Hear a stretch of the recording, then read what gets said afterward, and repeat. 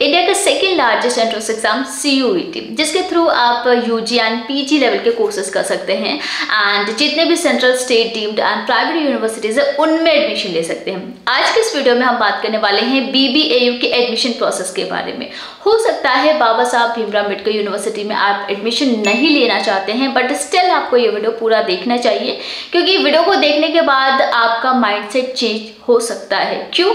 क्योंकि 2022 में first time CUET को कंडक्ट कराया गया इतने सारे यूनिवर्सिटीज़ के लिए, तो वहाँ पे आपके पास कई सारे अपॉर्चुनिटीज़ है, कई सारे यूनिवर्सिटीज़ का ऑप्शन है। जब आप सब्जेक्ट कॉम्बिनेशन चूज़ करते हैं तो अपने सब्जेक्ट के अकॉर्डिंग आपको यूनिवर्सिटीज़ भी चूज़ करनी थी। तो वहाँ पे आप जितने ज़्यादा यूनिवर्सिटीज़ ऐड करेंगे उतनी ज़्यादा पॉसिबिलिटी या उतनी ज़्यादा अपॉर्चुनिटीज़ आपके पास होती है एडमिशन लेने के लिए। बहुत ज़्यादा कॉम्प्लिकेट नहीं करेंगे यहाँ पे, हम वही डिस्कस करेंगे यहाँ पे जो आपके एडमिशन के लिए इम्पॉर्टेंट है, जिससे आपको एडमिशन मिलने में हेल्प करेगी। ठीक है, सो स्टार्ट करते हैं। BBAU बाबा साहब भीमराव अम्बेडकर यूनिवर्सिटी के बारे में जानने से पहले CUET की बेसिक इन्फॉर्मेशन आपके पास होनी चाहिए। सो एक डेडिकेटेड वीडियो है CUET के लिए, जिसका लिंक डिस्क्रिप्शन बॉक्स में है, वो आप एक बार जरूर चेक कीजिए। CUET common university entrance test computer based test है, बाइलिंगुअल है, जिसमें आप के पास 13 लैंग्वेजेस होंगे, उसमें से कोई एक पर्टिकुलर लैंग्वेज में एग्जामिनेशन दे सकते हैं। हिंदी, इंग्लिश तो कॉमन है, बाकी लैंग्वेजेस की लिस्ट आप यहाँ पे देख सकते हैं।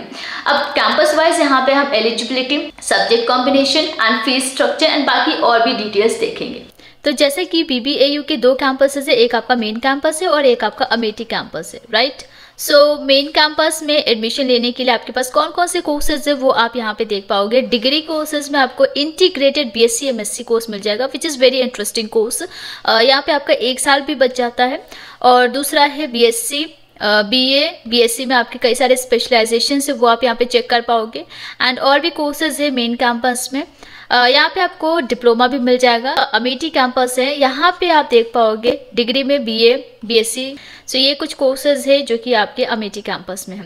अब यहाँ पे कुछ सब्जेक्ट कॉम्बिनेशन की बात करते हैं, कैसे आपको समझना है। देखो, मैं आपको अभी CUET का ऑफिशियल साइट जो है वो मैं आपको दिखाऊंगी, वहाँ पे किस तरीके से ये सब्जेक्ट कॉम्बिनेशन दिया गया था, जो कि आपको बिल्कुल भी कंसीडर नहीं करना है। BBAU के जो प्रोस्पेक्टस है या इन्फॉर्मेशन बुलेटिन है उसे कंसीडर करना, सो दैट आपसे कुछ भी मिस्टेक ना हो। सो एक कोर्स के बारे में यहाँ पे हम डिस्कस करते हैं, बाकी जो भी कोर्स आप करना चाहते हो उसके लिए यहाँ पे डिटेल में देख पाओगे। अगर हम BSc की बात करें, BSc जूलॉजी, तो इस कोर्स के लिए स्पेसिफिक स्पेशलाइजेशन के लिए आपको CUET में कौन सा सब्जेक्ट ऑप्ट करना होगा। बट उससे पहले भी आपको यहाँ पे एलिजिबिलिटी कंडीशन चेक करनी होगी, जो कि यहाँ पे गिवन है प्रोग्राम वाइज।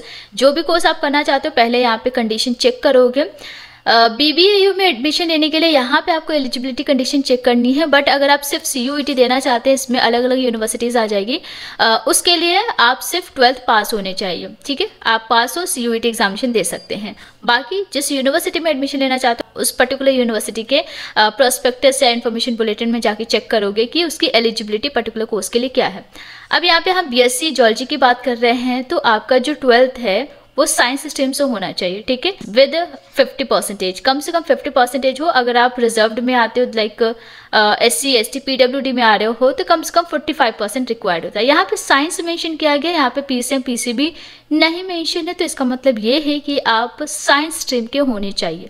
ठीक है, उसके बाद यहाँ पे डोमेन जनरल, ये जो आप देख रहे हो इसका क्या मतलब है, यहाँ पे आपको सब्जेक्ट चूज करने हैं CUET में। जब आप फॉर्म फिल करोगे तो वहाँ पे BSc जूलॉजी के लिए आपको सेक्शन फर्स्ट A से एक लैंग्वेज चूज करना होगा। ठीक है, कोई भी लैंग्वेज आप चूज कर सकते हो, फर्स्ट A से ही चूज करना है, फर्स्ट B से आपको नहीं चूज करना, राइट।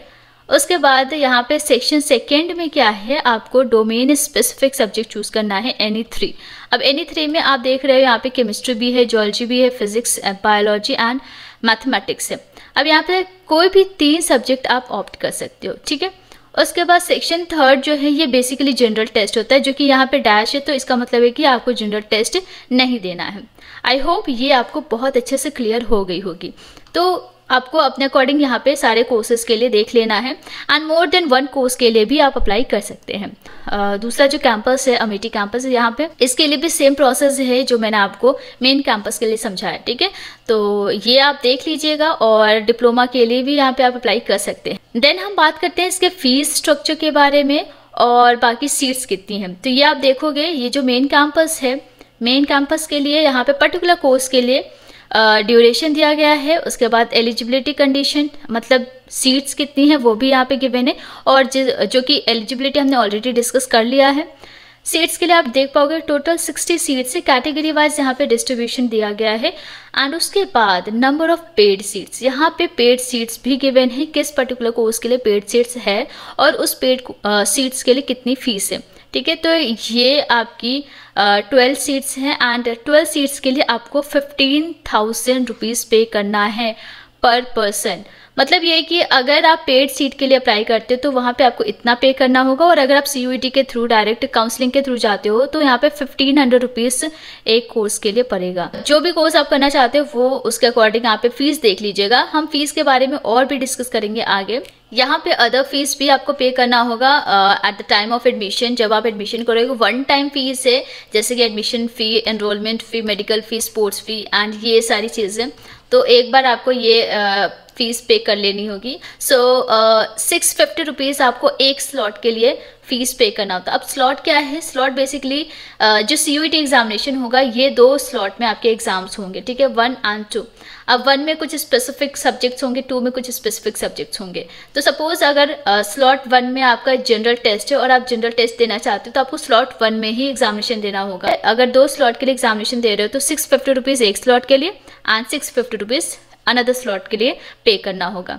ये आपकी रजिस्ट्रेशन फ़ी है CUET के लिए। एंड इसके बाद जब आप BBAU का फॉर्म फिल करोगे तो वहाँ पे भी आपको समथिंग 250 रुपीज़ रजिस्ट्रेशन फ़ी पे करनी होगी। सो ये है CUET का ऑफिशियल साइट, और यहाँ पे आपको सारी इन्फॉर्मेशन मिल जाएगा CUET के रिगार्डिंग। सो सिलेबस के लिए आप यहाँ पे क्लिक करके सारे सब्जेक्ट का सिलेबस चेक कर पाएंगे। कंप्लीट सिलेबस यहीं पे गिवन है और कहीं आपको नहीं जाना है। प्लस इन्फॉर्मेशन बुलेटिन है, इसको क्लिक करने के बाद सारी इन्फॉर्मेशन आपको बेसिक से लेके पूरा किस तरीके से आपको फॉर्म फिल करना है वो सारी चीज़ें गिवन रहेगी। यूनिवर्सिटीज़ में जैसे आप यहाँ पे जाते हो, BBAU की हम बात करें तो बाबा साहब भीमराव अम्बेडकर यूनिवर्सिटी पे क्लिक करने के बाद आपको यहाँ पे सब्जेक्ट कॉम्बिनेशन देखने को मिलेगा, जो कि मैंने स्टार्टिंग में ही कहा है कि ये बहुत केयरफुली आपको देखना है प्रोस्पेक्टस में। जैसे कि आप यहाँ पे देख पा रहे हो सब्जेक्ट्स मेंशन है स्लैश करके, बट यहाँ पे ये मेंशन नहीं है कि कितने आपको सब्जेक्ट अटेम्प्ट करने हैं, लाइक any 2 any 3 इस टाइप से, जैसा कि BBAU के प्रोस्पेक्टस में मेंशन है। तो ये काफ़ी कंफ्यूजिंग है यहाँ पे, इसलिए मैं आपको ये रिकमेंड नहीं करूँगी कि आप BBAU के लिए इस पेज को विजिट करो, ठीक है। सो BBAU के ऑफिशियल वेबसाइट को और यहाँ पे अगर आप चेक करते हो तो दोनों को क्रॉस चेक जरूर कीजिएगा किसी भी यूनिवर्सिटी के लिए। सिलेक्शन प्रोसेस की बात करते हैं तो स्टेप बाय स्टेप आपको प्रोसीड करना होगा। सबसे पहला स्टेप होगा आपको CUET का एप्लीकेशन फॉर्म फिल करना। तो 1 महीना आपके पास रहेगा फॉर्म फिल करने का। उसके बाद आपका रिटन टेस्ट होगा। एग्जामिनेशन देने के बाद आपका स्कोर कार्ड आ जाएगा। NTA इस एग्जामिनेशन को करवाती है और कराएगी, और NTA के ऑफिशियल साइट पे आपको सारी डिटेल्स मिल जाएगी, या फिर CUET के ऑफिशियल साइट पे आपको सारे अपडेट्स एंड नोटिसेस मिल जाएंगे। तो जैसे ही आपके पास CUET का स्कोर कार्ड होता है, उसके बाद जिस भी यूनिवर्सिटी को आपने मेंशन किया है एप्लीकेशन फॉर्म में जिस कोर्स के लिए, उस यूनिवर्सिटी का सेपरेट फॉर्म भी आपको फिल करना होता है। तो बेसिकली आपकी काउंसलिंग होती है स्कोर कार्ड आने के बाद, रिजल्ट आने के बाद।